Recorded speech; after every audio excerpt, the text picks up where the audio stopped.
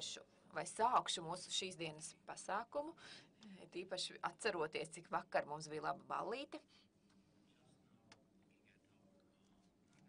Paskatoties uz mūsu programmu, šīs dienas sadaļa ir veltīta dizainam un mantojumam, un es gribēju sākt ar 5 punktiem. Pirmkārt, kā rast secinājumus mūsdienu mākslas attīstībā. Otrkārt, kā mantojums ietekmē mūsdienu arhitektūras kvalitāti. Trešais, ko mēs varam uzskatīt par labas prakses piemēriem. Un es ceru, ka mūsu 3 lektori šādus paraugus arī mums piedāvās. Ceturtkārt, kāda ir savstarpējās izpratnes nozīme starp nekustamo īpašumu attīstītājiem, dažādām interešu grupām, sociālais aspekts tātad kāds ir. Un pēdējais, kā dažāda veida dizains var veicināt piekļuvu kultūras mantojumam. Un mēs sāksim ar ēku inspektoru, arhitekta biroju partneri MAA birojā, Trīni Neblaskundzi. Pašlaik skatos uz apkopojumu, kas tika nosūtīts organizatoriem ar dažādu veidu informāciju. Un, manuprāt, vislielākos izaicinājumus rada apgalvojums, ka principā nav lielas atšķirības starp jauniem dizainiem un mantojuma saglabāšanu. Un šeit būtu jāpiemina arī dažādi projekti, un es ceru, ka jūs šos projektus mums liksiet priekšā. Diemžēl man ir jāpieceļās. Jāsaka, es ļoti pieķērusies esmu saviem attēliem un nevaru redzēt sēžot. Tātad atvainojiet, ja jums te pa priekšu staigāšu. Tātad mēs runājam par kultūras mantojumu. Un jautājums ir par to, vai modernās arhitektūras attīstība pilsētu un lauku vidē apdraud kultūras mantojumu. Šeit jūs redzat attēlu no Parīzes, 18. gada beigu arhitektūra, tātad no vienas puses un no otras puses. Protams, ka tas ir apdraudējums mūsu kultūras mantojumam, un ko mēs varam darīt kā praktizējoši arhitekti, lai izvairītos no šādiem apdraudējumiem, kā mēs varam palīdzēt un kā mēs varam strādāt ar šīm ēkām, lai aizsargātu kultūras mantojumu un lai attīstītu ēkas un dotu tām jaunu dzīvi, lai šīs ēkas nemirtu. Es likšu jums priekšā vairākus labas prakses piemērus un kā nokļūt pie šiem rezultātiem. Kā Jānis teica, esmu partnere arhitektūras birojā Kopenhāgenā, kurš tika dibināts 1935. gadā, tātad šogad svinam 80 gadi, un mums ir zināma pieredze arhitektūras jomā. Mēs strādājam ar seno arhitektūru, ar jaunām ēkām, ar atjaunošanu, ar konservāciju, ar pārveidi. Un pēdējos 50 gadus mēs esam diezgan daudz strādājuši, esam diezgan pazīstami Dānijā tieši konservācijas un pārveides jomā. Un ar to arī sākšu savu prezentāciju. Kā jau teicu, esmu arhitekte, strādāju tieši ēkās, strādāju likuma ietvaros, un jūs esat daži no šiem cilvēkiem, ar ko es strādāju un ko es vēlos uzrunāt. Šodien pastāstīšu jums par 4 labas prakses piemēriem. 2 ir no mūsu biroja un 2 no kolēģa.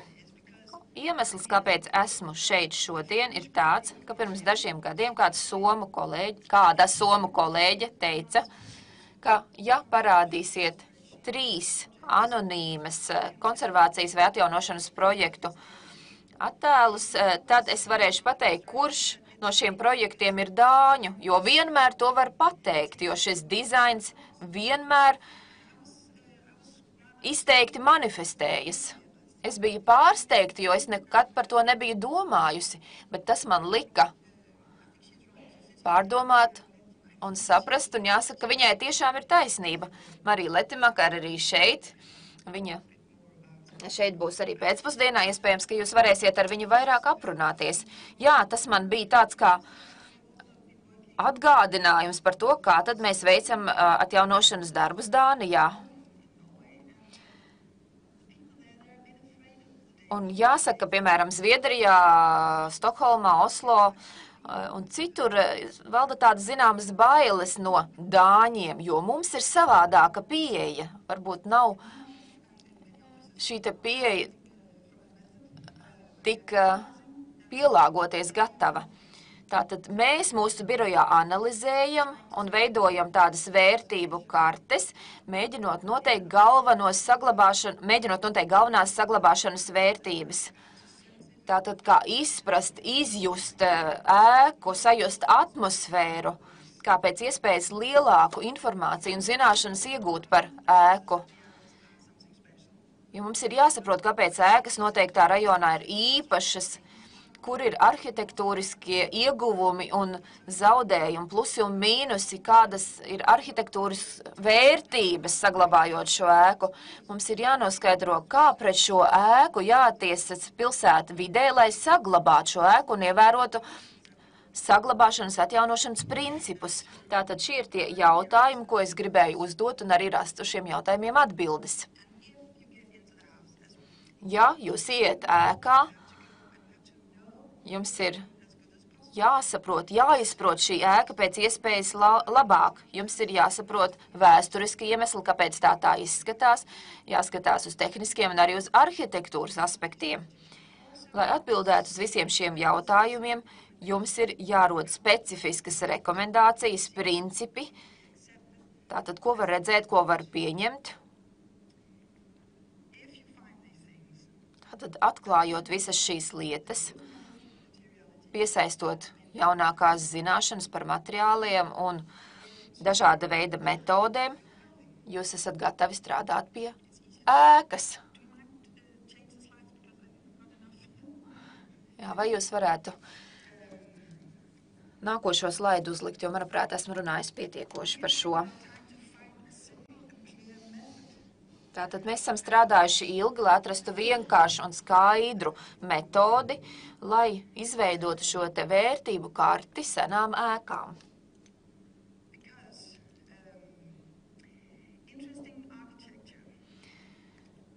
Interesantai arhitektūrai vienmēr ir liela sarežģītības pakāpe, gan runājot par formu, gan saturu.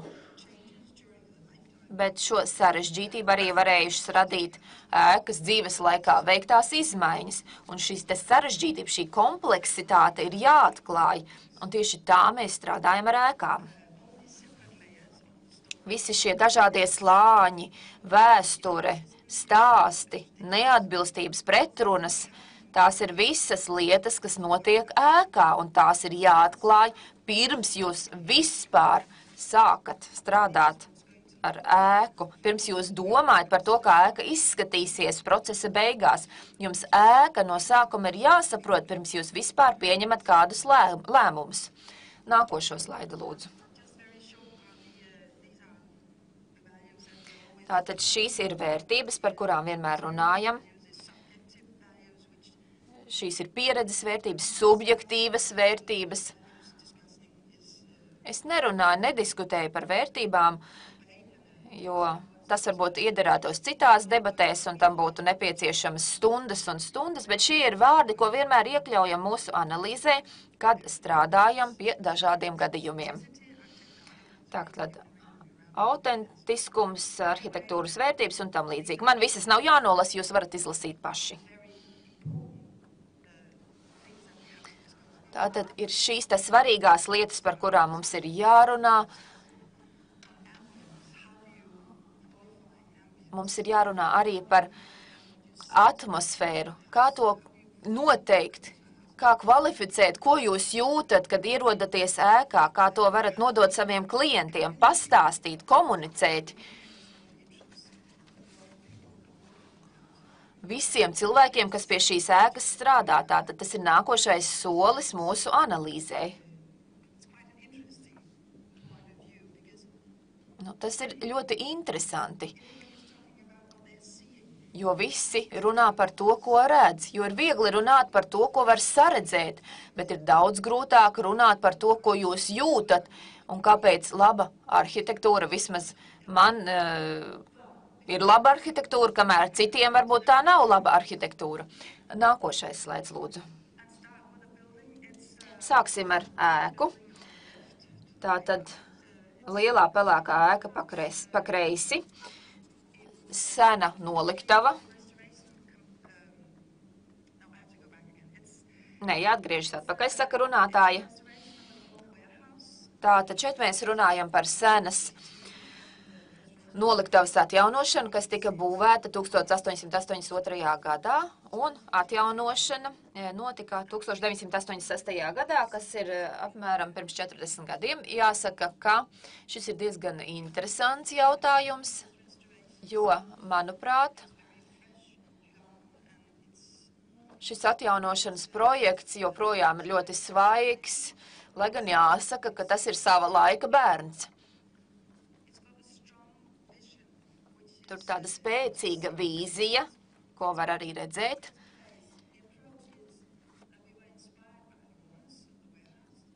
Tātad mūs iedvesmoja lielās plašās telpas, telpu struktūra, kas bija jāsaglabā, un mēs vienmēr strādājam ar labi zināmiem materiāliem. Kā jūs redzat, mēs saglabājām struktūru, joprojām strādājam ar tiem pašiem materiāliem. Neizmantojām jaunus materiālus, modernus materiālus. Mēs izmantojām varbūt tradicionālos materiālus citā veidā, bet, kā parasti, bet mēs joprojām izmantojam šos materiālus. Vienīgais, ko mēs mainījām, kā jūs redzat, ir ventilācija, kas ir izvietota pie griestiem. Protams, arī elektrības sistēmas tika ievilktas un arī jauna ieeja ēkā. Viena no brutālākajām lietām bija tāda, ka mums bija jāizgriež atvērums konstrukcijās, lai nodrošinātu plūsmu ēkā. Un tieši tāpēc galvenās trepes virzās starp dažādiem stāviem, lai veidot šīs atvērtās telpas un nodrošinātu plūsmu un savienojumu starp telpām. Šīs kāpnes ir modernas, veidotas no nerosējušā tērauda, krāsota tērauda, bet tas arī ir viens no materiāliem, kas jau sākotnēji ticis izmantots ēkā. Ārējās kāpnes.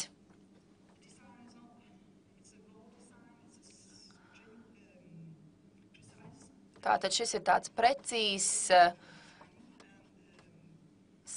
svaigs dizains. Tas nemēģina izlikties par kaut ko senu vai vecu vai par modernu. Tas vienkārši ir tur, lai būtu un funkcionētu.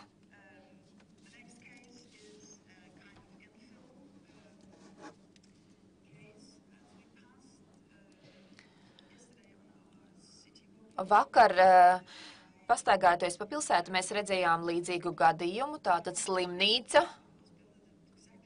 Es redzēju, ka šī slimnīca tika būvēta tieši tajā pašā laikā, kad mūsu pašvaldības slimnīca, ko jūs varat redzēt pa kreisi.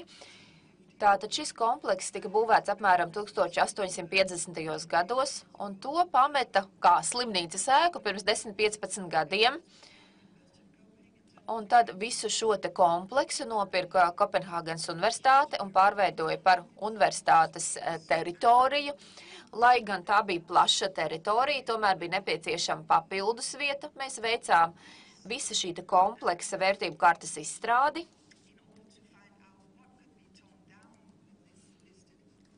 lai noskaidrotu, ko šeit varētu nojaukt, lai gan šis komplekss bija arhitektūras pieminekļu sarakstā. Tātad visi gadījumi, par ko mēs runāsim, ir arhitektūras pieminekļi. Mūsu pieeja bija tāda, ka mēs vēlējāmies izveidot ēku, kas veidot tādu izteiktu rajonu Kopenhāgenā. Mēs analizējām apkārt esošās ēkas, un mēs vēlējāmies turpināt izmantot labi zināmos senos materiālus, ķieģeļus un kārniņus, bet jaunā un modernā veidā. Šeit jūs redzat rezultātu, kas ir senas ēkas moderna interpretācija. Tātad mēs strādājam ar šīm te jumta plāksnēm.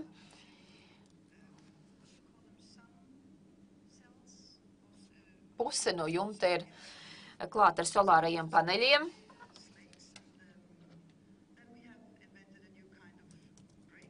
Mēs izgudrojām jauna veida ķieģeļus, strādājam ar krāsām.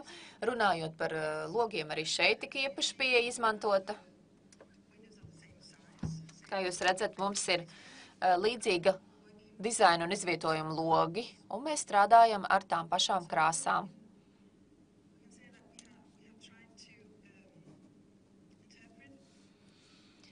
Tātad mēs mēģinājām interpretēt šīs senās ēkas, izveidot dizainu, kas sasaucās ar seno ēku dizainu.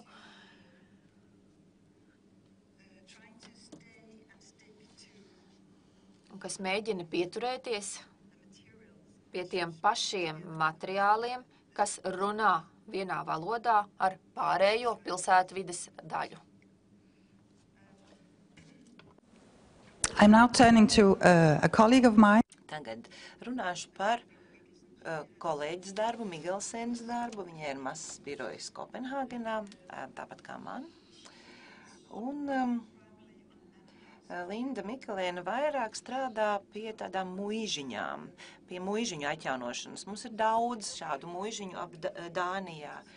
Visi, protams, grib tur dzīvot, bet nevienam nav nauda, lai tiešām to atjaunot un izdarītu, jo vienam cilvēkam īsti tas nav pa spēkam. Daudz īpašnieku domā, kā tās izmantot, par ko tās pārveidot. Protams, ka tās visas ir reģistrētas kā arhitektūras pieminekļi, un noteikumi ir gaužām strikti attiecībā uz šo ēku atjaunošanu.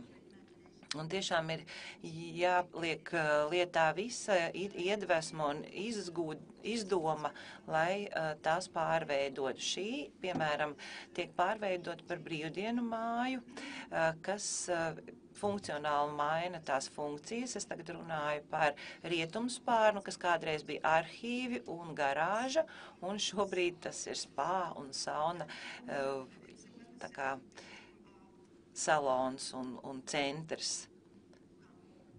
Un šis salons, spā un centrs ir domāts cilvēkiem ar pārvietošanās ierobežojumiem. Viņa ir iedvesmojusies no Renesanses perioda, arī tā ēka ir veidota 18. gadā, un viņi restaurē šo ēku jau no 2013. gada, saglabājot šo renesanses iedvesmu. Te ir bildes, kā tā izskatījās. Šī ir viena no tām ēkām, kur jūs kā arhitekts ieejot, gandrīz vai nespējat nekam pieskarties, jo krāsas, viss ir tik brīnišķīgs, tik maigs, tik ļoti pasteļi un tik skaisti, un jūs sajūtat tās sajūtas un to atmosfēru, un jūs pilnīgi negribat neko sabojāt, jūs negribat pat nekam pieskarties, jo redzat to visu skaisto, bet jums jāsaprot, ka ja jūs nepalīdzēsiet šai ēkai, tā neizdzīvos, tā nomirs.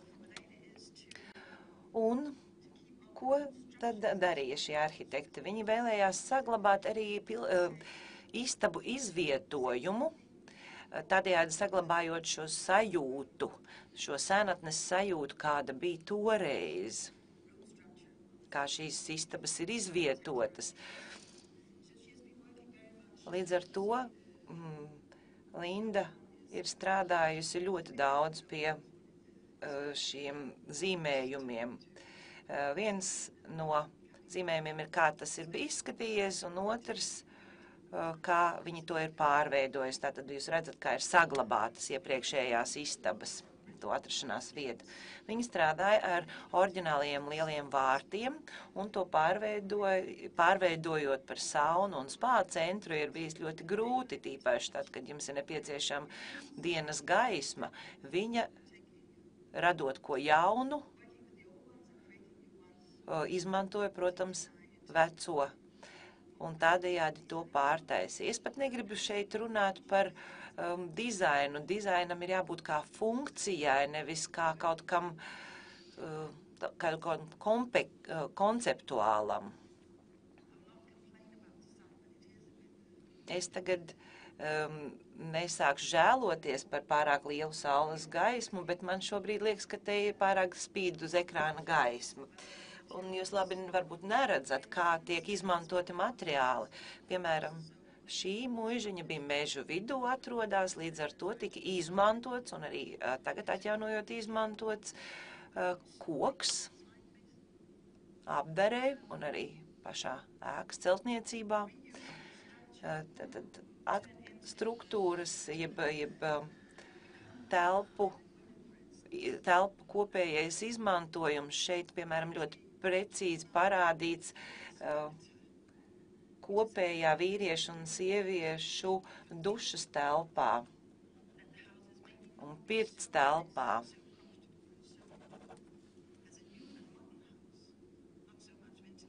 Nu, jā, protams, ka varbūt daudz cenšoties saglabāt, nav iespēja tik ļoti domāt par ventilāciju, par komfortu un tālāk, jo, piemēram, šeit nebija iespēja izvietot divas dušas telpas atsevišķi sievietēm un vīriešiem, bija jātaisa viena kopējā, bet tas bija tā vērts. Te ir kopīga pirts telpa un baseina telpa, kas ir ielikta šajā rietumu spārnā, kur iepriekš bija garāža, kā jau teicu, tas ir veidots no cementa un pēc tam ir apstrādāts ar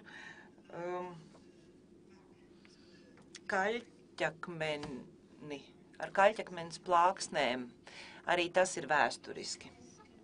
Un visbeidzot, es gribu runāt par vēl vienu muižiņu, kura no tādas ražošanas ēkas ir pārveidota par biroju ēku.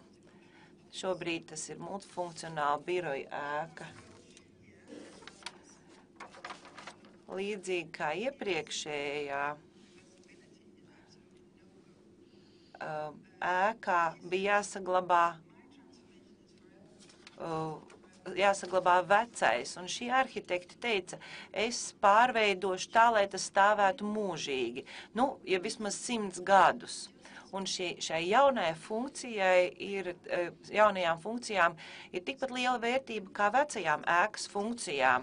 Tās ir vienlīdzīgas, līdz ar to ir šai jaunajai funkcijai jāieliek tieši tāda pati vērtība kā vecajā ēkā. Nedrīkst domāt tā, ka tad, kad tā bija muiža, tā bija vērtīgāka, un kā biroja ēka tā ir mazvērtīga. Viņi ir saglabājusi visu šo ēkas smagumu, dišciltību, izmantojuši šo materiālu, šies vecos materiālus. Tie ir ļoti pamatīgi, tie ir seni, tie ir tradicionāli. Šeit ir bilde, kā tas izskatījās iepriekš, atkal tā pati sajūta, kas iepriekš, kur negribas neko aiztikt. Un te viņi izveidoja jaunas trepes, lai savienotu abus stāvus. Atkal tas smagums, pamatīgums, robustums.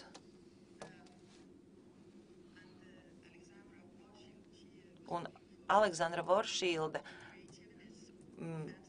meklēja arī kādu iedvesmu kaut ko Viņa, piemēram, iedomājas, ka tur šajā mājā kāds ir dejojis, un tajā tā deja atspoguļojās šajā kāpņu telpa apaļumā. Atkal esošie elementi pārveidoti par jauniem, piemēram, logi. Ja jūs par kaut ko iedagaties, jums ir jāsaprot, ka no dažām lietām ir jāatbrīvojās. Grūti ir palaist vecās lietas un no tām atbrīvoties, bet ja jūs redzat, kā vārdā tas ir un tas ir labi, tad tas ir jādara. Vēl viena bilde no vannas istabas, arī vienkāršība, ko panāk ar šo priedes koku, apdari. Man kultūras mantojums rada piederību. Tas ir iedvesmas avots, kas ļauj attīstīt kaut ko jaunu, balstoties vecajā, balstoties tradīcijās, un jāņem vērā arī šis piedošanas faktors, ko mēs nodaram vecajiem, lai radītu kaut ko jaunu. Un, protams, mūsu vecais kultūras mantojums ir apdraudēts, un ja mēs neļausim to kaut nedaudz pamainīt, tam kaut ko pievienot, tad pastāv risks, ka šīs ēkas kļūs vai nu par muzeju labākajā gadījumā, vai iznīks pavisam. Vēl viens apdraudējums ir tas, ka mēs neusticamies paši sev. Kopš es esmu augusi kā arhitekte, vienmēr ir pastāvējis šis apdraudējums, ka viss jaunais bojā visu veco. Mēs bieži vien neusticamies savām spējām strādāt ar vēsturisko. Un arī šis te holistiskā pieeja, par ko runāja Aleksandra vakar. Mēs kā arhitekti, mums ir nepieciešams laiks, mēs nevaram steigties. Ir tīpaši šādās vecās mājās mums ir jāpavada laiks šais ēkās, tās jāizprot, lai varētu spērt nākamo soli nākotnē. Nu, es nezinu, vismaz Skandināvijā prasība pēc jaunām tehniskajiem risinājumiem, piemēram, ventilācija un apsildes apkuras sistēmām ir viens no lielākajiem draudiem, ar kuriem saskaros strādājot ar vecām ēkām. Liekas, ka tā ir ļoti piezemēta parasta prasība, bet īstenībā tā ir liela problēma. Nu, tas arī viss no manas puses. Liels jums paldies par uzmanību. Thank you, Trīne. Paldies, Trīne. Mums tagad ir laiks jautājumiem no zāles. Man ir jautājums. Es esmu dzirdējis, uzzinājis jaunu terminu, tātad piedošanas faktoru. Tas, protams, ir atkarīgs no katra tāda komforta līmeņa, un tas arī ir atkarīgs no tā, kā un cik var izmainīt kādu ēku, jo jūs to nevarat piemērot visiem vienādi. Vai kā jūs runājat ar klienti, ja viņš grib ventilāciju, jūs sakat, ka tādu nevar? Nu, pārsvarā jā, es tā saku. Bet, nevienmēr tas izdodās, tas ir grūti, un es vienmēr runāju arī ar atbildīgajām iestādēm un prasu, vai ir iespējas, piemēram, samazināt prasību pēc ventilējuma ēkā. Vienkārši to izdarīt, piemēram, mājā, bet, piemēram, universitātē šīs prasības neievērot, gandrīz vai nav iespējams. To gandrīz arī, to ir iespējams izdarīt mazā villā, mazā muižiņā, bet, piemēram, sporta zālē. Nē, mēs, piemēram, strādājam pie liceja Vingrotavas sporta zāles, kur mēs centāmies ļoti, ļoti panākt dabīgo ventilāciju. Un Nacionālā kultūras mantojuma departaments centās mūs atbalstīt, bet uzņēmēji nevarēja.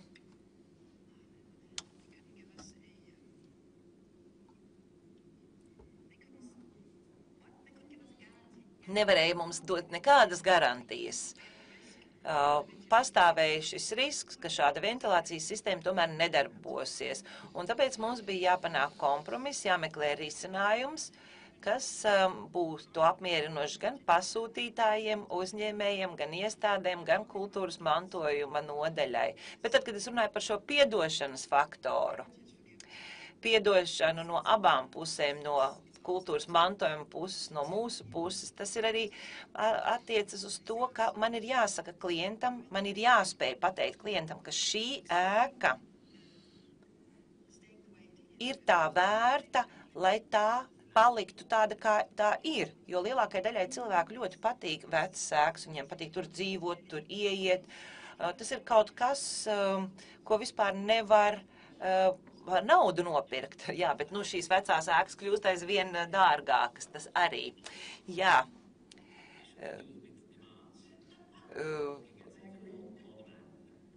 Varbūt, ka tas ir raksturīgs tikai ar laiku, un tas nāk ar briedumu gadiem. To jūs dzirdat no nobrieduša vīrieša. Nu jā, nākamais mums ir pārstāvis no Koko Arhitekts Igaunijā. Diemžēl Andrus Koresārs nevarēja ierasties, bet viņš ir savā vietā nosūtījis citu arhitekti, Elo Aunu.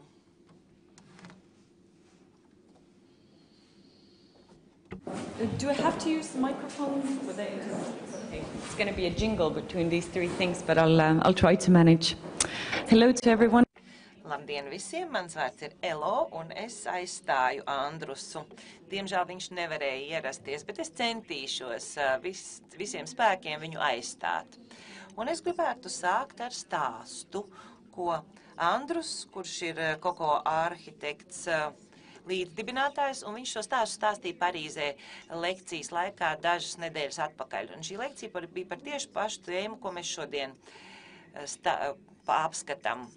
Un, lai jums pastāstītu šo stāstu, man ir vajadzīgs šis slaids. Te jūs redzat baznīcu, tā nav ne no Parīzes, ne no Tallinas, bet gan no Jeruzalemes.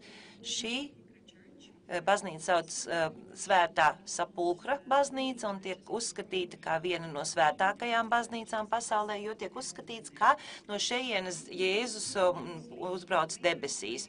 Un, ja jūs skatāties uzmanīgi labajā pusē, tāds kā trepes. Gribu teikt, ka šī bilde tika uzņemta 1885. gadā, un šīs trepes ir nepārvietojamās trepes. Dažas varbūt zina šo stāstu, daži nezina. Stāsts ir 200-300 gadu vecs, neviens nezina, cik tieši, un tiek teikts, ka 6 kristiešu ordeņi sanāca kopā un teica, ka šajā baznīcā nekad nekas netiks mainīts, ja visi 6 ordeņi piekritīs tam.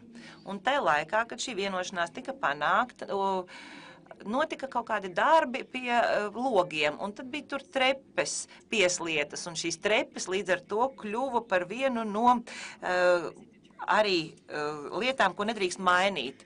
Un šī ir bilde no pagājušā gada, kad Andrijus bija šajā apmeklējušo baznīcu, un trepes ir turpat. Un stāsts ir par to, ka, ja jūs gribat darīt kaut ko ar arhitektūras pieminekli, ar arhitektūras mantojumu, tad par to ir jāvienojas visiem. Un ja visi nevar vienoties, tad neko nevar aiztikt. Jā, trepes vēl joprojām ir šeit pēc entajiem simtiem gadu. Tas parāda mantojuma pašu pamatu, pašu sērdi un to, kā mēs dzīvojam un izturamies pret mūsu mantojumu. Mums jāuzrunā visi un jāpaprasa visiem, pirms mēs kaut ko darām ar kultūras mantojumu. Bet šodien mēs runāsim par citiem projektiem. Šis ir jūras osta, hidroplānu osta, un tā ir kļuvusi par simbiozi innovatīvai arhitektūrai un vecajiem un jaunajiem. Bet, lai saprastu par šo projektu, kāds tad bija mantojums, man jāpastāsta, kas te atradās, kas tajos angāros kādreiz bija. Šie angāri tika celti 60. un 70. gados, kā es atvainojos 1617. gadā, kā jūras ostas aizsargu valnis Pēteram I. Un tajā laikā to veica Kristiāna Nilsēna kompānija. Un tajā laikā tas bija ļoti inovatīvs risinājums. Ne tikai veids, kā tas risināts arhitektoniski, bet arī visa šī milzu celtne. Šī ir pirmā lielā betona stiprinātā celtne Eiropā. Tajā laikā, kad tā tika uzcelta, tas bija ļoti inovatīvs, moderns risinājums. Un Lielbritānijas žurnāls Builder arī tajā laikā atspoguļoja šo celtniecības procesu, no tā arī mēs varam iegūt informāciju. Ja jūs redzat šo angāru, angārs atrodas tieši pie Tallinas jūras līča, jūras krastā, un tas ir jūras nocietinājuma daļa tieši blakus tam, un vēlāk šī nocietinājuma daļa kalpoja kā cietums. Un ja mēs uzmanīgāk skatāmies, tad šie te torņi, tie ir no vecpilsētas, tā kā redzat, kāds ir attālums pavisam tuvu. Ja šie angāri tika celti 1916. līdz 18. gadam, pēc tam netika darīti veikti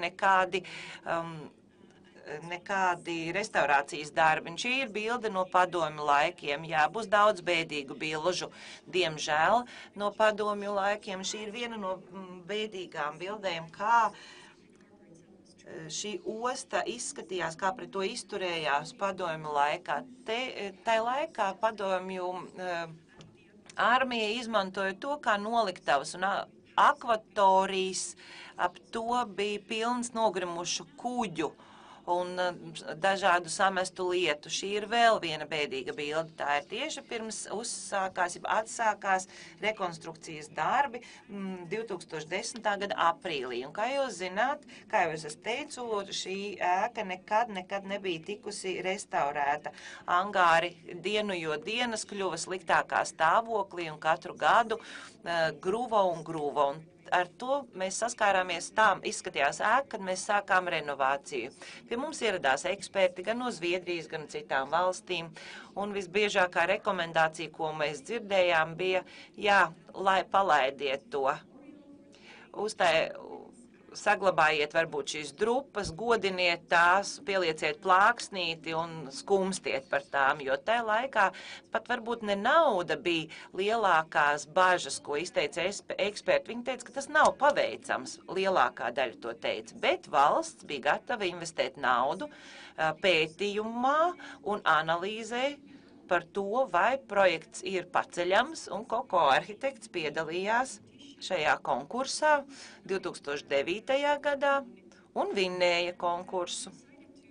Un mēs lēmām šo projektu pacelt.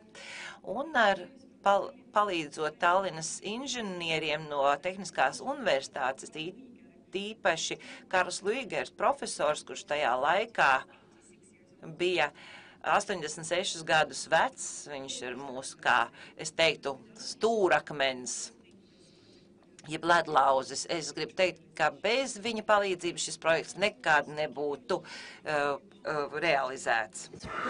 Lai sniegtu ieskatu tajā, cik bēdīga bija situācija, tā tad stiprinājumi jau bija izvirzījušies ārpus betona, un tas bija tikai laika jautājums, kad ēka šādā stāvoklī, kad ēka nonāks tādā stāvoklī, ka vairs nebūs iespējams neko darīt. Tātad pirmkārt mēs no sākuma notīrījām ēku, otrkārt izmērījām plaisas, un tas bija diezgan interesanti. Jo pirmkārt, kad tika veikta analīze un kad tika izmērīt šīs plaisas, tad kopējais garums bija 1,8 km. Tātad mums bija 3 šādi pārsegumi, kas veidoja kopējo ēku, un tātad dimensijas bija 36 reiz 118 metri. Tātad visas šīs te plātnes tika notīrītas un plaisas tika izmērītas. Vismaz tā mēs gaidījām, ka tā būs, bet beigās izrādījās, ka plaisu garums bija 3,6 km. Diemžēl man nav līdzi plāns, kur jūs varat redzēt visas šīs plaisas, atzīmētas vienā plānā, bet, kopumā tas izskatījās kā zirnekļu tīkls vai pat šis blīvums plaisu bija lielāks. Trešais, mums bija jāizpilda plaisas un caurumi, lai šie te pārsegumi atkal būtu veseli, nebojāti, un mēs varētu turpināt ar citiem darbiem. Un mēs izmantojām tieši tādu pašu vai līdzīgu metodi kā medicīnā, mēs vienkārši aizšuvām. Un šeit mēs tiešām varam runāt par ēkas ārstēšanu, jo tieši tā arī notika. Un darbs norisinājās vai virzījās uz priekšu kvadrātmetru pa kvadrātmetram, jo ēka bija tik trausla, ka plašākā mērogā nevarēja strādāt. Tātad ēkas katru kvadrātmetru renovēja atsevišķi. Šādi ēka izskatās šodien. Ēku pabeidz 2012. gadā un pārveidoja par jūras muzeju. Un man patiešām patika, kad Trīna teica, ka apdraudējums ir tāds, ka ēkas var kļūt par muzejiem, un mēs izdarījām tieši to, un esam patiešām laimīgi, ka tā ir noticis. Bet, lai varbūt nedaudz vairāk informācijas sniegtu par šo projektu, tas bija svarīgs ne tikai tāpēc, ka tas bija kultūras mantojuma daļa, bet arī tāpēc, ka tam ir liela nozīme. Līdz pat 2. pasaules karam Tallinas pilsēta bija ļoti atvērta jūrai.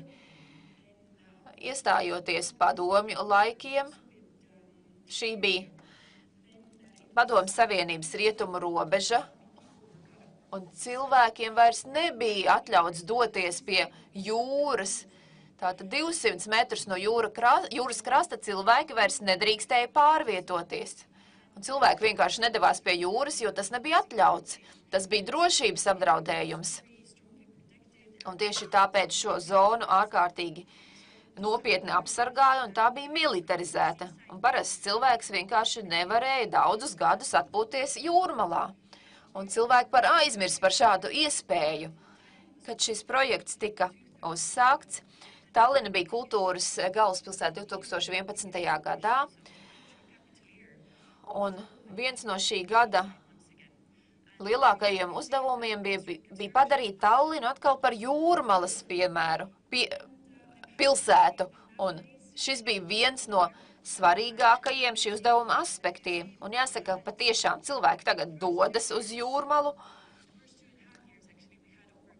Un pēc muzeja atvēršanas pirmajos 2,5 gados bija vairāk kā 1 miljons apmeklētāju, kas mūsu mērogiem ir milzīgs rekords. Manuprāt, modernās mākslas muzeju apmeklē apmēram 100 000 cilvēku gadā, kas jau ir rekordliels skaitlis, un jāsaka, ka šis muzejs ir pārspējis visus rekordus. Protams, viss šis rajons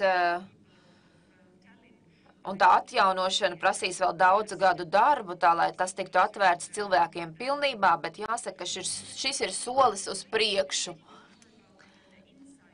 Nedaudz gribēju pastāstīt dziļāk par šīs ēkas atjaunošanu, kur tika izmantots inovatīvs dizains, bet no sākuma gribēju parādīt dažus attēlus no ārpuses. Tātad šeit nav runa tikai par muzeja ēku, bet arī par apkārt esošo teritoriju, jo ekspozīcija ir izvietota arī šeit, kur ir kuģi, kur ir bērnu spēļu laukums, cilvēki tātad var visapkārt ēkai pastaigāties.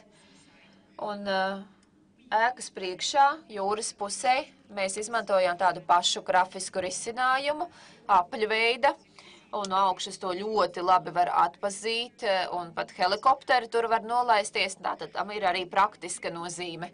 Un jāsaka, ka šis rajons ir kļuvis ārkārtīgi populārs, un cilvēki ļoti labprāt organizēja šeit dažādas pasākumus, piemēram, jūras dienas, kur katru gadu piedalās apmēram 80 000 dalībnieku. Un parasti viņu galvenais pasākums notiek šeit, arī Jāņi tiek svinēti Igaunijā ap šo muzeju, tātad pieguļošajā teritorijā. Gribēju pastāstīt par interesantām izmaiņām šajā ēkā. Pirms renovācijas šeit un šeit bija vienkāršas sienas, slēgtas sienas, un mēs izlēmām veikt tādu inovatīvu vai ieviest inovatīvu risinājumu. Es atvainojos, stikla sienas, bet pašlaik jūs tās nevarat redzēt, jo tās ir pārklātas ar žalūzijām, metāla žalūzijām. Un tam ir vairāki praktiski aspekti. Tātad, pirmkārt, ja jums ir muzejs, tad nedrīkst saules gaisma tieši nokļūt pie eksponātiem, un tāpēc šāda veida žalūzijas ir noderīgas. Tātad vienu reizi stundā šīs te žalūzijas, jeb durvis atverās un ielaiž saules gaismu muzeja ēkā, un tad apmeklētāji pārvirza savu uzmanību no eksponātiem uz pašu ēku, un jāsaka, pati ēka jau ir tas lielākais eksponāts. Galvenā ieeja ir no šejienes, tātad šeit apmeklētāji nopērk biļetes, tad pa kāpnēm vai ar liftu dodas uz otro stāvu, un tik līdz viņi nokļūst augšējā stāvā, viņi redz šos te 3 jumtus, pārstegumus. Un pat es katru reizi tur dodoties, tas mani pārsteidz. Vienkārši cilvēki, ieraugot šādu skatu, ir bez vārdiem. Un jāsaka, ļoti svarīgi ir, ka šī te nozīme un šis iespaids ēkai tika saglabāts. No jūras puses jūs redzat kādu interesanti kuģi, kas ir Tvaika ledlauzis, kas nu pats svinēja savu 100 gadi. Un šeit jūs redzat, kā paceļās šīs te žalūzijas vienu reizi stundā. Un vēl, kas ir interesanti, nakts laikā, kad muzejs tiek slēgts, mēs paceļam šīs žalūzijas, lai cilvēki, kas vienkārši pastaigājas gar jūrmalu, var nedaudz ieskatīties iekšpusē. Mums ir īpašs izgaismojums eksponātiem, kas mainās, un cilvēki, kas pastaigājas ap šo ēku, viņi tiek ieinteresēti muzeja apmeklēšanā, un arī tas ir ļoti labi līdz šim darbojies. Šeit jūs varbūt varat labāk redzēt, kā šīs te salokāmās durvis, jeb žalūzijas darbojas. Un tagad pāriesim iekšpusē, lai paskatītos uz izmaiņām, kuras veicām muzeja iekšpusē. Tātad jūs šeit redzat šķērsgriezumu. No sākuma nedaudz pastāstīšu par to, kāda bija tā galvenā ideja ekspozīcijas pamatā. Jau pašā sākumā mēs zinājām, kas tad tur tiks izstādīts. Un mēs izvēlējāmies kā galveno ekspozīcijas elementu izmantot zemūdeni Lembit, ko jūs redzat šeit. Šī zemūdeni tika uzbūvēta 1936. gadā un ir gandrīz puse no muzeja izmēra. Mēs izlēmām, ka visu ekspozīciju organizēsim ap šo galveno eksponātu. Vēl viens mērķis bija neapdraudēt muzeja iekšējās telpas integritāti, jo ja šī telpa tiktu sadalīta ar varbūt nelielām būdiņām vai nelieliem ekspozīciju elementiem, jūs atņemat izpratni par šo ēku un jūs neļaujat izmantot vairs tādu pārsteigumu momentu. Tā vietā mēs izlēmām izvietot ekspozīciju 3 horizontālos slāņos. Varbūt labāk būs redzams šajā attēlā. Tātad šeit ir Lembit, zemūdene. Tā ir tā kā ūdens līnija.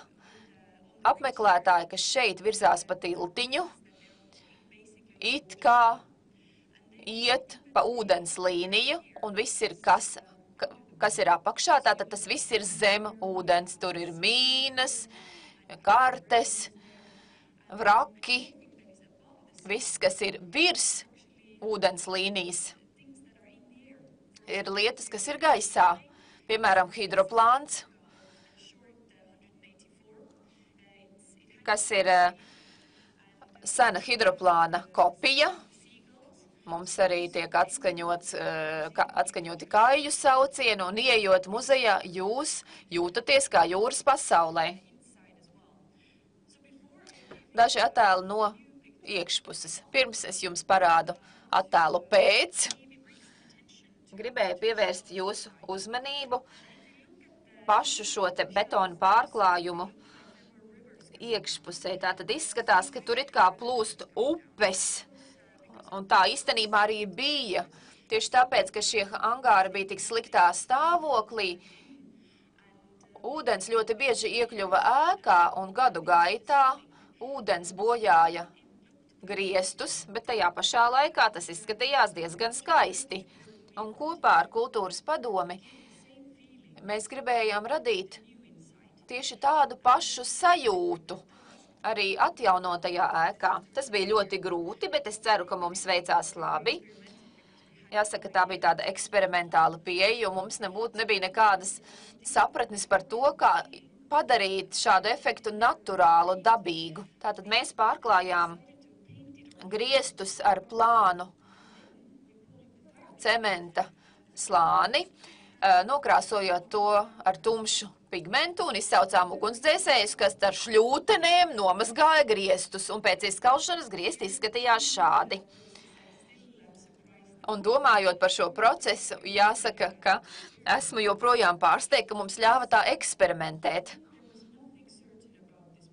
Jo šī projektā nekas nebija ar garantētu rezultātu. Mēs virzījāmies uz priekšu soli pa solim. Un pateicoties lieliskajai sadarbībai ar Tallinas pilsētu, ar kultūras mantojuma padomi un citiem, jāsaka, rezultāts patiešām ir tā vērts. Un tagad jūs labāk varat ieskatīties ekspozīcijā. Tātad jūs šeit redzat jūras karti ar tradicionālajām atzīmēm, tradicionālā parastā kartē.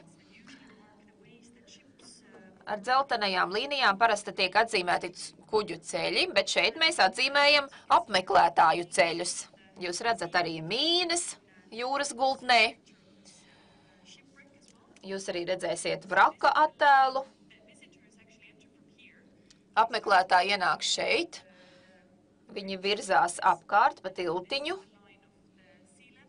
Tātad šis ir ūdens līmenis, kur atrodas zemūdene, Lembit. Šeit jūs redzat, kā mēs krāsojām griestus. Šī ir tāda mistisks attēls, un ja pietiks laika, es jums parādīšu arī īsu video par muzeja reklamēšanu. Jāsaka, tā ir tāda mistiska pieeja, kas patiešām labi darbojas, jo ēkas izmērs tajā ieejot padara jūs tik mazu un nenozīmīgu, liekot jums justies, ka jūs esat kādā ārkārtas situācijā. Vēl kāda interesanta detaļa ir šie tiltiņi. Kā jau teicu, mēs mēģinājām saglabāt vai nodalīt vecās konstrukcijas no jaunajām, lai neapdraudētu šo šedevru, kas tāds patiešām ir.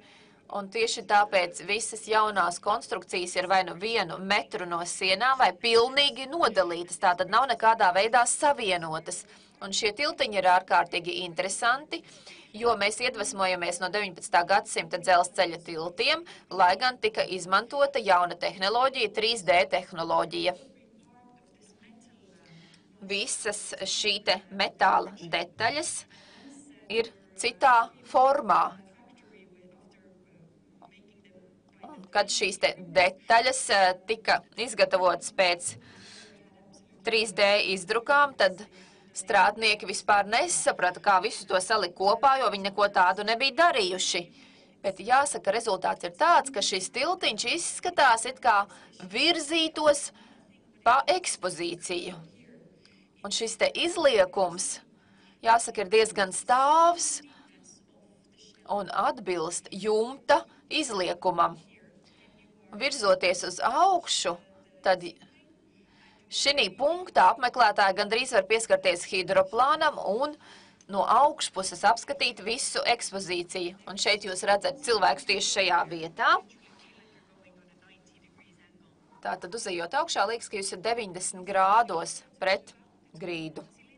Šis ir vraks, ko pieminēju, kuģis Marselin. Tātad ļoti sens vraks, tāpēc atrodas jūras dibenā. Vēl viens atgādinājums par to, kādā stāvoklī bija ēka, uzsākot projektu, un kāda tā izskatās, kad projekts tika pabeigts. 2013. gadā Eiropas Savienības Europa Nostra kultūras mantojuma balva par rekonstrukciju tika piešķirta šim muzejam, kā vienai no sarežģītākajām betona atjaunošanām, kas jebkad ir veiktas. Paskatoties atpakaļ uz šo procesu, mēs kā uzņēmums varam teikt, ka tas ir viss sarežģītākais process, kuru esam veikuši, bet mēs nekad, skatoties atpakaļ, negribētu no tā būt atteikušies. Paldies, un tagad esmu gatava uzklausīt jūsu jautājumus un, protams, sniegt arī atbildes. Real pleasure. I can assume I have been twice in a museum. Patiesi skaisti. Es šajā muzejā esmu bijis 2 reizes, un abas reizes man ārkārtīgi patika. Ja nav jautājumu, varbūt tādi būs vēlāk. Un tagad došu kolēģei Osei Dālinai no Stokholmas vārdu, lūdzu.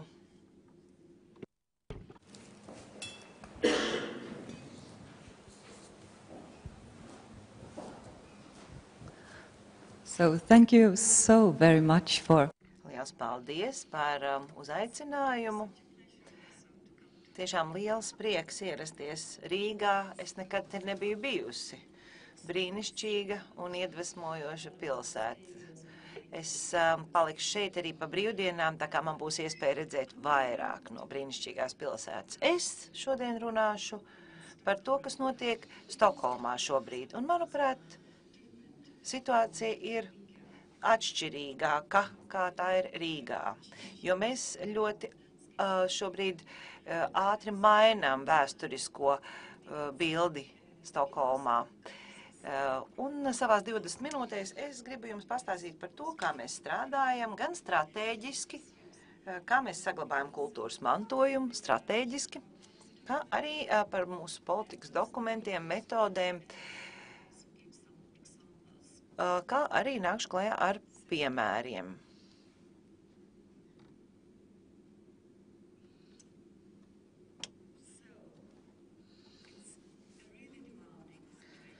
Jā, situācija nav viennozīmīga. Tā ir, šī ainava ir apdraudēta. Stokholma aug, un mēs plānojam vairāk kā 140 000 jaunu dzīvojamo vietu, māju vai dzīvokļu līdz 30. gadam. Īstenībā tas ir ļoti daudz mūsu pilsētā un grūti saprast īstenībā to izprast. Mēs plānojam jaunās ēkas visur pilsētā, cenšoties apzināt kultūras mantojumu un ņemt to vērā šajās mainošamies situācijā.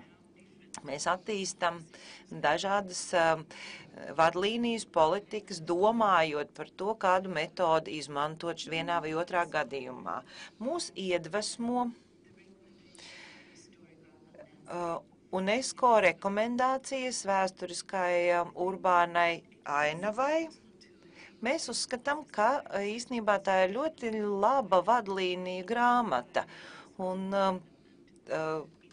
to vienmēr jāņem vērā, izstrādājot vadlīnijas savā valstī.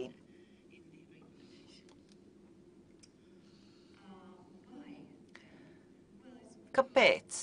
Tāpēc, ka šajās vadlīnijās, un vispār mēs fokusējamies ne tikai uz vēsturisko centru, bet ņemam visu perspektīvu, plašāku urbāno kontekstu.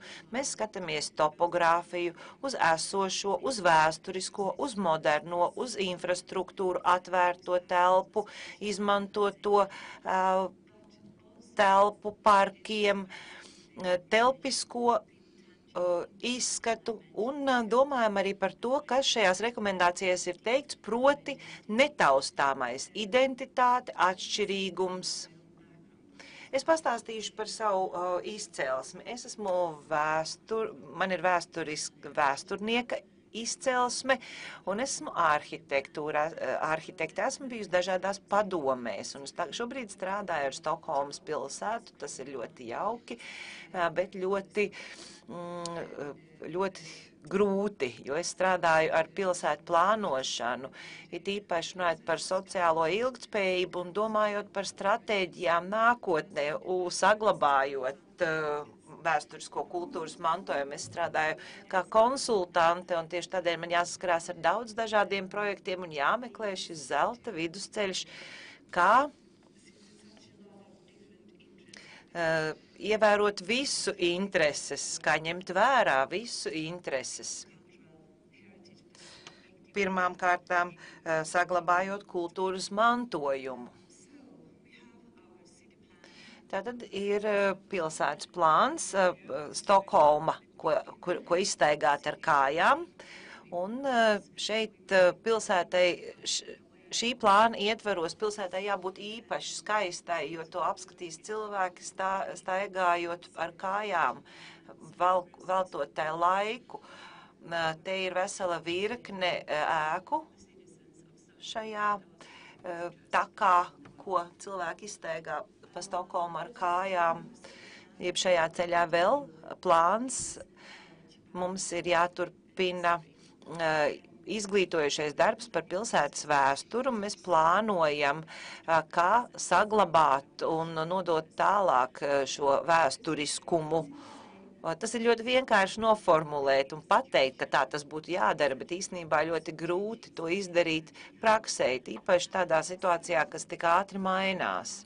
Tāpēc mēs strādājam šobrīd pie vairākiem jauniem dokumentiem, kas cieši saistīti ar pilsētu plānošanu. Mums ir jauns dokuments, kas saucās Stokholmas arhitekts, kas ir pirmais politikas dokuments, kuras centrā ir arhitektūras kvalitāte. Tad mums ir zaļā pilsēta, ko izstaigāt kājām, tāds dokuments nosaukums. Un šobrīd vēl mēs strādājam pie dokumenta, kas saucās saglabāt urbāno ainavu pilsētā. Un mēs tur strādājam pie pārstrādājumu esošo dokumentu. Tātad redzat, ļoti grūts darbs. Tāpat mēs strādājam arī pie veselas virknes dokumenti, kas liktu saglabāt kultūras mantojumu un ēkas, kas ir visas valsts interesēs un vēsturiski nozīmīgi pieminekļi. Man jāsaka, ka īstenībā šie visi dokumenti saka, ka viss jaunais ir jāveido ņemot vērā Stokholmas identitāti un veco, un pilsētā ir īpašs pienākums attīstot galvaspilsētu tieši tā, kā to nosaka gan vietēji mērogi, gan starptautiski dokumenti par kultūras mantojumu saglabāšanu. Pateikšu vēl dažus vārdus par mūsu likumdošanu Zviedrijā. Mums Zviedrijā ir plānošanas un celtniecības likums, ko mēs visi ņemam vērā. Mums jāatcerās vienmēr, kas tur rakstīts un jāizmanto mūsu ikdienas darbā. Šai dokumentā ir teikts, ka izmaiņas jebkurā, pārveidojot jebkuru ēku, ir jāveic rūpīgi izpētot esošās vērtības un vajadzības. Tas nozīmē, ka pat vienkāršas mājas, kas nav kultūra vēsturisks mantojums, ir pārveidojamas vai atjaunojamas ar zināmiem pienākumiem.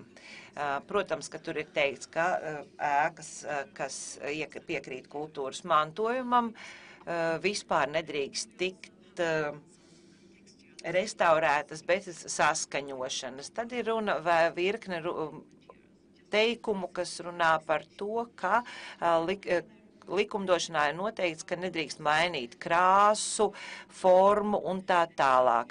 Tad mēs ņemam vērā arī vides kodu, un šeit tiek ņemtas vērā visas nacionālās intereses. Mums ir tādas vietas, kur ir, piemēram, apmēram vairāk kā 1600 vietu, pat nevis viena ēka, bet vieta, kas ir pasludināts par kultūras mantojumu, un puse no tām atrodas Stokholmā vai ap Stokholmu. Līdz ar to mums šis darbs ir vēl papildus grūts, jo administrējošā padome pakļaujas valstī, un tad ir otra puse, proti pašvaldība, kurai arī viss jādara pa prātam. Līdz ar to mums ir viss jāsaskaņo ar divām vadošajām iestādēm, un to mēs arī darām, bet, jebkurā gadījumā mums ir tāds pamat vienošanās, ka vēsturiskais mantojums vai vēsturiskais tiks saglabāts, un mēs centīsimies to respektēt, bet, protams, ka mums ir daudz dažādu konfliktu, nesaskaņu, kurus mums ir jārisina starp valsti un pašvaldību, kur viens grib vienu attiecībā uz kultūras mantojumu vietu, un otrs grib otru, cenšoties saglabāt kultūras identitāti, izmantojot tāpat laikā vietu praktiski. Mums šobrīd ir plašs dialogs ar daudzām iesaistītām pusēm, un tas arī turpinās, atgriežoties pirmdien darbā. Es arī lasīšu šos noteikti paziņojumus, kas šobrīd tiek gatavoti, cenšoties risinot samilzušās problēmas. Pastāstīšu par mūsu ikdienas darbu pilsētu plānošanas birojā. Mēs strādājam, sadarbojamies ar pilsētas muzeju, kas nāk klajā ar profesionālu atzinumu par jebkuru jaunu plānu un projektu. Tāpat mums ir arī Stokholmas padome, kas ir varbūt tāda kā brīvstāvošs smadzeņu, jeb latviski vārds domnīca, kur nāk klajā ar neatkarīgiem atzinumiem, un ņemot vērā visus šos gudros cilvēkus, īstenībā ir ļoti iedvesmojoši, un mums dažkārt liekas, ka tas varētu būt grūti, bet īstenībā nē, uzklausīt tik daudz dažādu domu dažkārt dod risinājumu, kā arī saņemt labu analīzi un to organizēt seminārus agrīnā projekta stadijā ir ļoti noderīgi. Ir nepieciešams, lai arhitekti tiktos ar saglabāšanas inspektoriem, ēku inspektoriem un visām citām iesaistītām pusēm. Tas, protams, ir izaicinājums. It īpaši veidot arī šo ietekmes izvērtējumu, kāds būs attiecīgā objekta pārveidei uz apkārtējo vidi, uz esošo ēku un tā tālāk.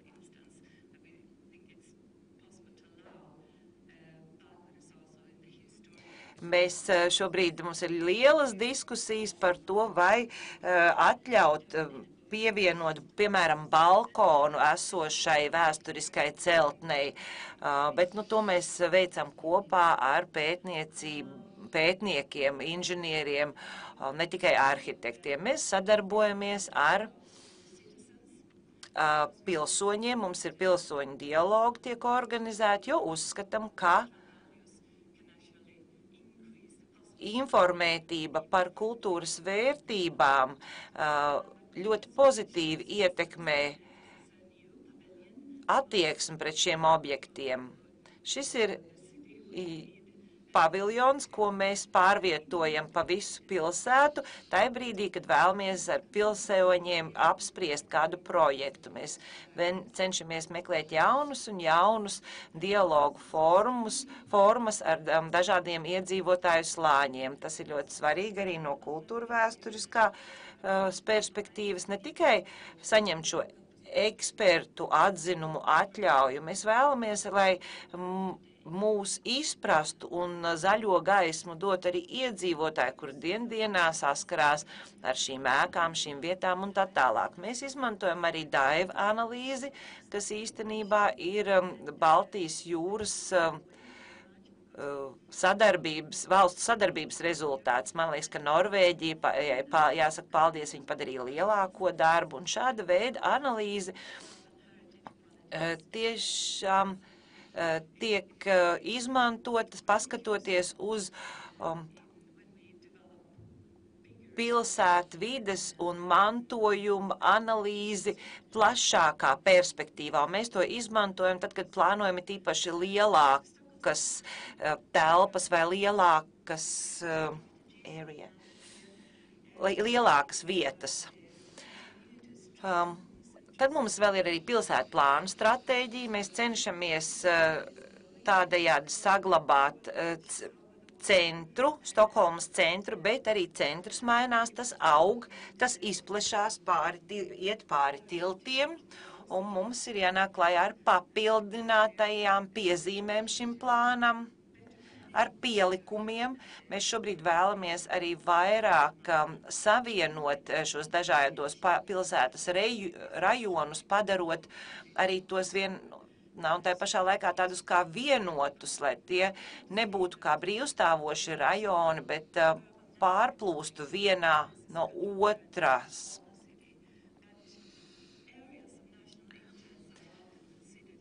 Šīs vietas ģeogrāfiski dažkārt tiek uzskatītas kā ģeogrāfiski atsevišķas daļas, bet mēs gribam vēlreiz un vēlreiz uzsvērt to, ka mēs vēlamies, lai Stokholma tiktu uztvērta kā viens vienots veselums. Vēl, kas šobrīd notiek, šis varbūt nav labākais vai labākie piemēri, tie ir vienkārši daži piemēri. Šī ir Karaliskā osta Stokholmā, kur notiek šobrīd milzīga attīstība ar apmēram 12,000 jaunām ēkām un 30,000 jaunām darba vietām, kā arī rūpnieciskā reģions, jeb rajons, ko mēs šobrīd arī pārveidojam par dzīvojamo rajonu. Mēs vēlamies to padarīt arī par tādu radošu rajonu visā pilsētā. Cenšamies, piemēram, šeit esam vienā no skaistajām ķieģeļa ēkām radījuši tādu kā skatuvi. Īstenībā šīs ēkas pieder pilsētai, un mēs tās pārdosim par salīdzinoši lētu naudu, ja vien cilvēkiem būs ļoti laba ideja, kas vēlēsies pirkt šo ēku, tie varēs mums paskaidrot šo ideju, un šī ideja būs tāda, kas atbildīs kopējai atmosfērai un kultūras mantojumam. Vēl viens piemērs.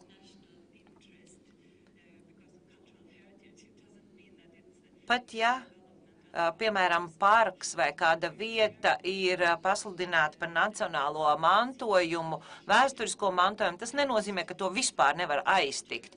Te mēs esam likuši priekšā jaunas tādas kā terasveidīgās mājas, kas tiks izvietotas vai varētu tikt izvietotas zem baznīcas parka. Mēs gribētu šeit, lai būtu ielu dzīve labāka, un šī ir vēl viena bilde no slimnīcas, kas atrodas Stokholmas centrā. Šis ir ļoti jūtīgs jautājums. Tā vieta ir ar brīnišķīgām vecām ēkām ap to. Te arī redzat, ka tā ir tieši pie ūdens. Sākotnēji tas likās, ka tas ir mazs projekts, maza mēroga projekts. Bet kā tas vienmēr notiek, tas kļuva aizvien lielāks, un šobrīd tas ir mega projekts, un tagad ir briesmīgs projekts, briesmīgs priekšlikums par šīs pilsētas pārveidi. Es atvainojos par šīs viesnīcas, slimnīcas pārveidi. Pilsēta vēlas tur saglabāt slimnīcu, bet no otras puses, tur ir daudzi bet, ja mēs gribam to saglabāt kā slimnīcu, tad tas jāveido kā konkurss, un šobrīd 6 biroji ir pieteikuši savu dalību šajā konkursā, un te jūs redzat uzvarētāja skices, saglabājot centrālo ēku no 1930. gada un to pārveidojot un pārtaisot par jaunu ēku, un mēs atļāvām šo ēku pārveidot, bet šis priekšlikums vai projekts bija nedaudz jāpamaina. Mēs nogriezām vēl vienu stāvu, šai slimnīcai, un tagad šis projekts jau ir uzsākšanas stadijā. Nākamais piemērs ir no Nobeļa centra, kas arī atrodas pašā Stokholmas sirdī.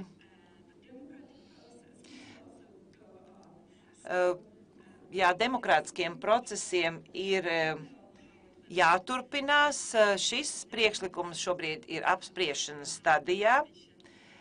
Te tiek ieteikts, ka tas būs publisks izstāžu centrs, bet ļoti daudzi pret to iebilst, jo redzat, te blakus atrodas noliktavu ēkas un vecā muitas ēka, un jaunais projekts paredz to nojaukšanu, un cilvēki ļoti asi pret to izturās, un daudz vēl arī saka, ka tāds liels klucis ir pārāk liels, lai atrastos Stokholmas centrā. Redzat, tāds konflikts starp ideju, mākslinieku, iedzīvotājiem un varas iestādēm. Un šī ir pēdējā bilde, ko gribēju jums parādīt, tā kā mēs ceļam, būvējam tik daudz ēku 60. 70. gados, ir daudz vietu, kuras mums šobrīd ir jāpārveido vai jāsaglabā, uzsverot to, ka tas ir tāds dzīvojam rajons, jeb guļam rajons, bet pārveidojot to par kaut ko vairāk. Un šī ir viena, piemēram, bilde no vietas, kas saucās Rinkeby. Tur dzīvo daudz dažādu tautību cilvēki, un mēs te ar tādu papildus, redzat, kā tiltu, veidojam papildus vietu, kur cilvēkiem pastaigāties, kur būt kafejnīcām, veikaliem un tā tālāk. Paldies! Thank you very much for a good insight. Liels paldies par tādu ieskatu pilsētas dzīvē. Noteikti visās pilsētās būtu cilvēki priecīgi, ja mums būtu konfliktu risināšanas politika. Jūs minējāt tādu terminu skaistuma padome. Kas tad tas tāds ir? Kas tā par iestādi? Kā tika izveidot un kā tā darbojas? Nezinu, vai varu jums sniegt pilnīgu atbildi. Varbūt Anita un Vigita var pastāstīt, cik sen šī iestāde tika dibināta. Man liekas, vismaz 100 gadus. Tātad Stokholmas skaistuma padome ir saistīta ar Stokholmas pilsētu, bet tai pašā laikā tā ir atsevišķa. Tur piedalās gan no zinātnes aprindām cilvēki,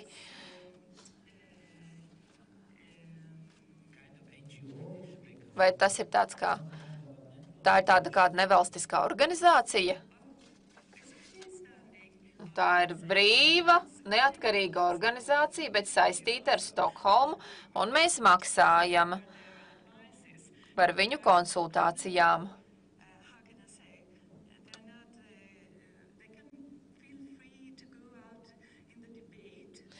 Viņi var brīvi piedalīties debatēs, nav cieši saistīti vai nav spiesti sekot politiķu viedokļiem, un viņi var sniegt savu devumu Stokholmas attīstībā. Un šis devums ir tāds brīvi dodams, un jāsaka, mēs nevienmēr viņu padomus izmantojam. Vai ir vēl kādi jautājumi no dalībniekiem? Tad lūdzu izmantojiet mikrofonu.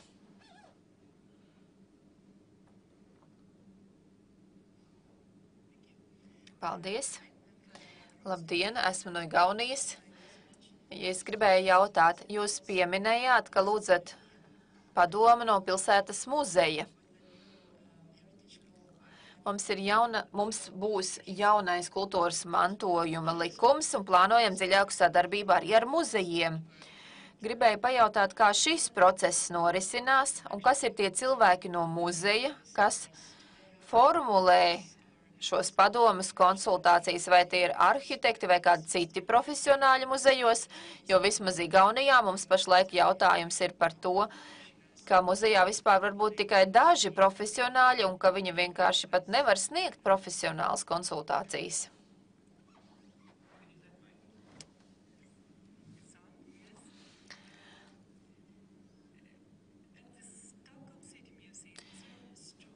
Stokholmas pilsētas muzejs profesionāli ir spēcīgs, un sadarbība ir ļoti cieša.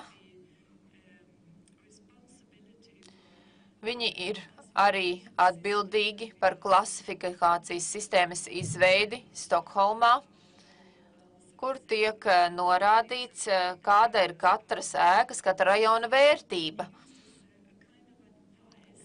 Bet tam ir tāda konsultatīva nozīme pilsētu plānošanas departamentā.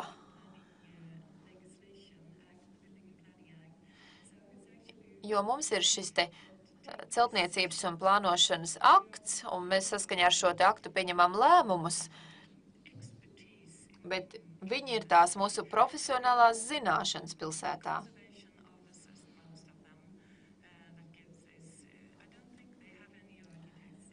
Un es nedomāju, ka starp šiem te ēku saglabāšanas ekspertiem ir arhitekti. Bet ļoti bieži mēs varam veidot šo te tiltu, šo saikni ar arhitektiem. Jo ļoti bieži ir tā, ka arhitekti nemaz nesaprot šo te ēku saglabāšanas valodu vai restaurātoru valodu vai muzeja darbinieku valodu. Jo muzejam ir šī saglabāšanas stratēģija. Un, manuprāt, tas ir labi, jo mums šī situācija ir tik ārkārtīgi mainīga. Tajā pašā laikā mums arī ir politiski lēmumi, kas ir jāpieņem par dažādiem projektiem, un ir jābūvē visas šīs te jaunās ēkas, mājas, un mums ir jārod labi risinājumi. Un mums ir jāsadarbojas starpdisciplināri. Tas ir ārkārtīgi svarīgi. Tātad mēs vēlamies nodibināt labu dialogu ar muzejiem. Es arī gribētu teikt, ka privātie konsultanti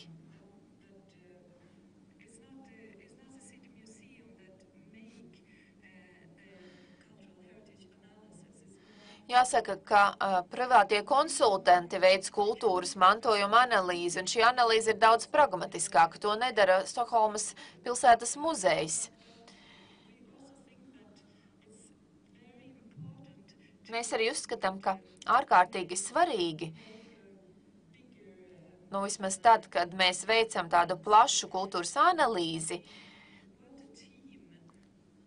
mēs vēlamies nodrošināt komandas iesaisti, piemēram, ainavu arhitekta, konsultācijas, varbūt celtniecība, vadoša arhitekta un vēl kādu citu profesionāļu analīzi, jo pretējā gadījumā mums plānošanas nolūkiem varbūt šie te risinājumi nav tik noderīgi. Paldies!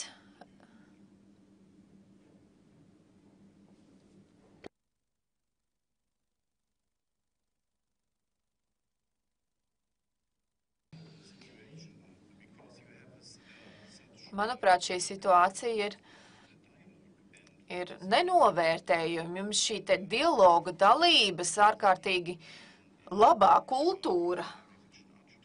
Šis dialogs ir par arhitektūru un kultūras mantojumu. Vai jūs varbūt vairāk varat pastāstīt par šāda dialoga procesu, vēsturi? Mums Vācijā šādas situācijas nav, un, manuprāt, jums ir ļoti paveicies, jo tas ļauj jums ārkārtīgi daudz mācīties. Mēs arī varam no jums mācīties. Jāsaka, ka tas bija ļoti laipni, ka jūs tā slavējat mūs. Varbūt, ka es radīju nepareizu iespaidu. Ceru, ka nē.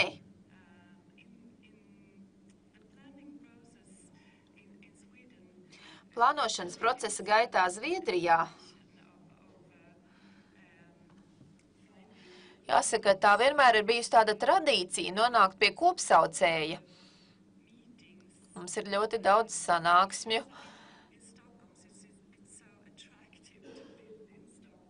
Un tas vienmēr ir bijis tik pievilcīgi kaut ko būvēt Stokholmā. Un mēs varam arī uzstādīt prasības. Jā, jūs gribat celt to vai to, bet tad mēs vēlamies, lai jūs maksājat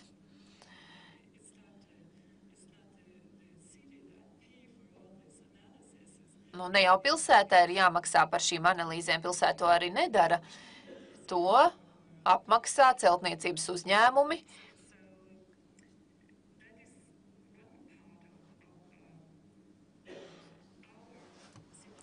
Nu, tā ir daļa no mūsu, varbūt, ekskluzīvās, labās situācijas, vismaz no šāda skatu punkta raugoties.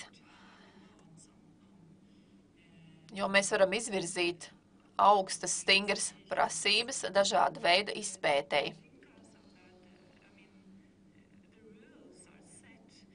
Tātad noteikumi jau ir iekļauti celtniecības un plānošanas likumā, kur tiek pieprasīts 2 reizes organizēt sabiedrisko apspriešanu un izstādi, lai pilsoņi varētu padomāt par šiem projektiem, apsvērtos. Tajā pašā laikā mums arī ir spēcīgi politiski mērķi, kur dialogs ir ļoti svarīgs. Dialogs ar pilsoņiem ir ārkārtīgi svarīgs,